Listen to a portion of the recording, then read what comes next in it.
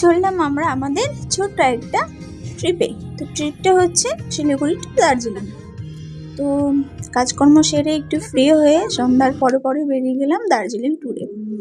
তো বাসের জার্নি গাড়ির জার্নিটা একটু টাফ হলেও সাহস করে বেরিয়ে পড়লাম। তো লম্বা ছাড়া 2-2.5 ঘন্টা জার্নির পরে গিয়ে আমরা পৌঁছলাম দার্জিলিং।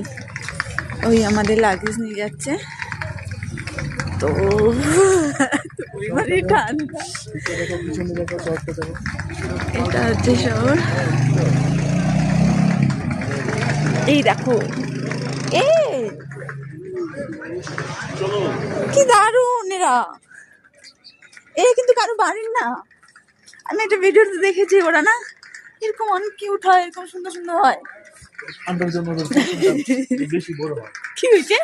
ঠান্ডার জন্য পশমগুলো বেশি বড় হয়। আচ্ছা, অ্যাকচুয়ালি আমি কথা বলতে পারছি না, বিকজ আমার প্রথম ঠান্ডা লেগেছে।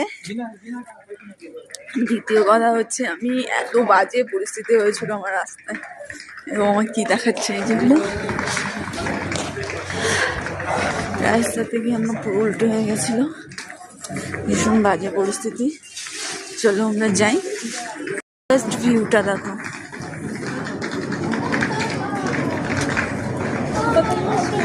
বেশ কিছুটা রাস্তা হাঁটার পরে গরম তো লেগেছিল, তারপরও ঠান্ডার ব্যাপারটা আলাদা ছিল।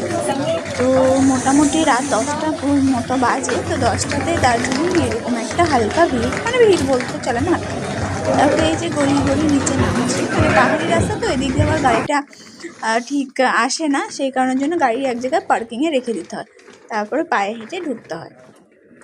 তো আমরা অলমোস্ট পৌঁছেই গেছি আমাদের যে হোটেল, সেখানে এই যে রয়্যাল সারাভা। এন্ট্রিটা আমরা দেখিয়ে দিলাম, এবার বাকিটা দেখো।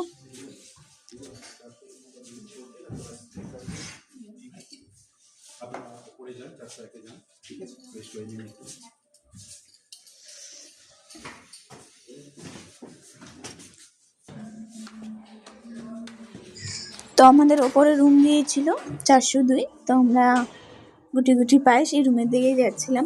এবার রুম টোটাল মিলিয়ে খুব সুন্দর, ফ্রেশ, সিম্পল, শান্তশিষ্ট পরিবেশ। আর পাহাড় মানে শান্তশিষ্ট পরিবেশ, এরকম কোলাহল কিছু নেই।